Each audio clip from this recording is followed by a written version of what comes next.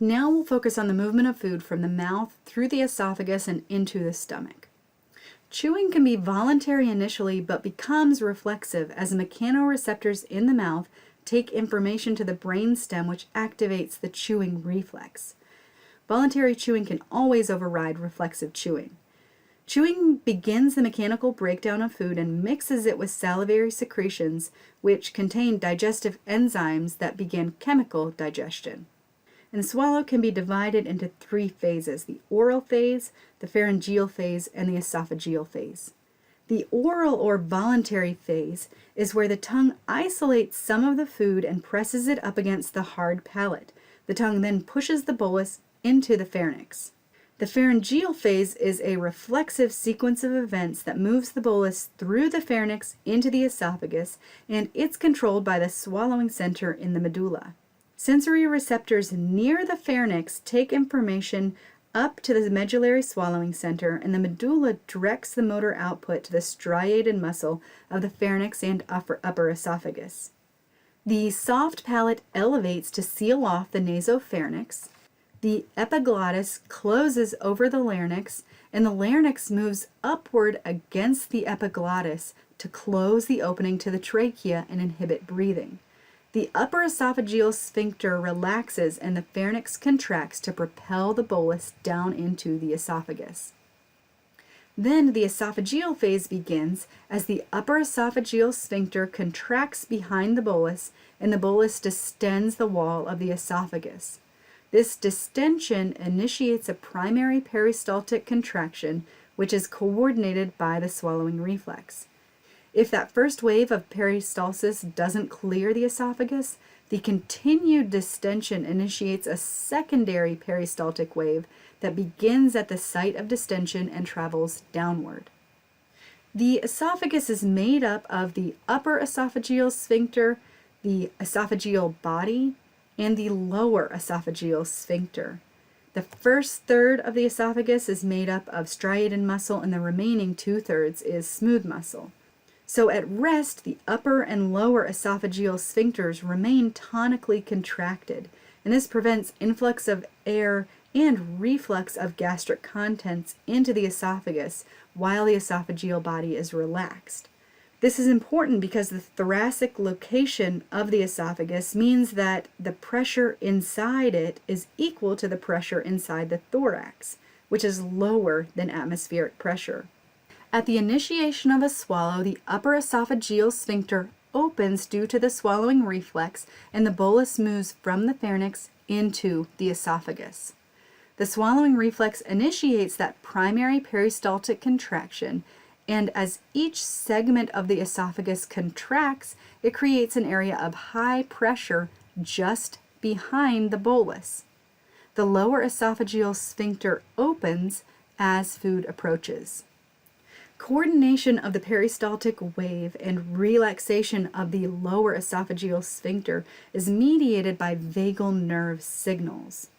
The efferent fibers to the smooth muscle innervate enteric neurons that release acetylcholine, causing contraction behind the bolus, or release nitric oxide and vasoactive intestinal peptide, causing relaxation in front of the bolus. Nitric oxide and vasoactive intestinal peptide also allow relaxation of the lower esophageal sphincter as the bolus approaches. Then the lower esophageal sphincter can contract again, and at the resting tone, the pressure at the sphincter is positive.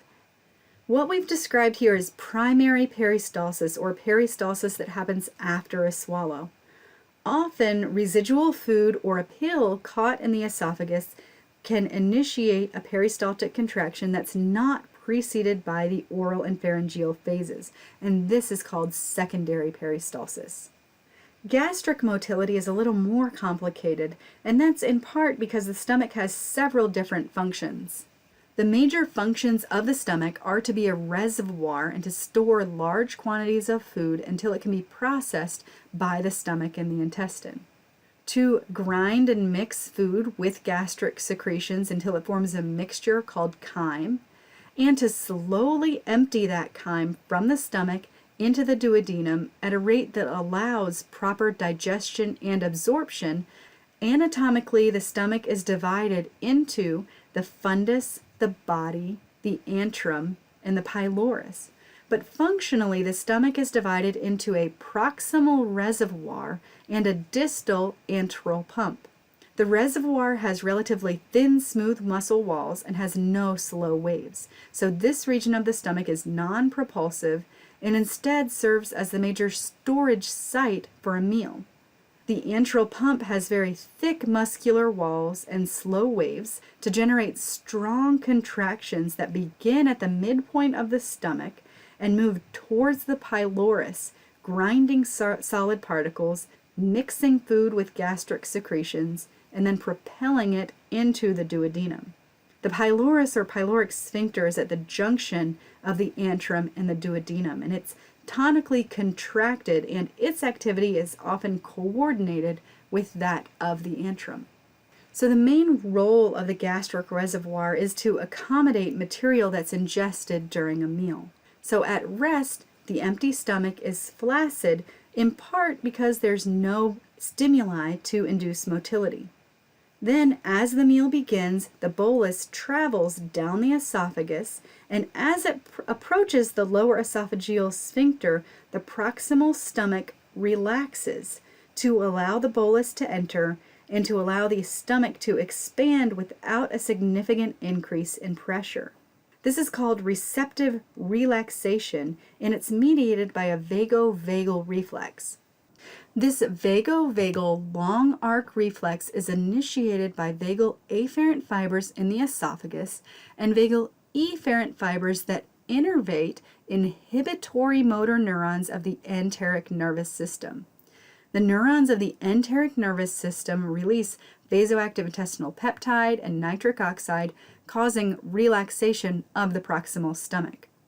As the meal progresses, the continued delivery of material distends the wall of the stomach even more, which initiates additional vagovagal long arc reflexes, as well as short arc reflexes completely within the enteric nervous system that activate the same inhibitory motor neurons, leading to greater relaxation of the proximal stomach.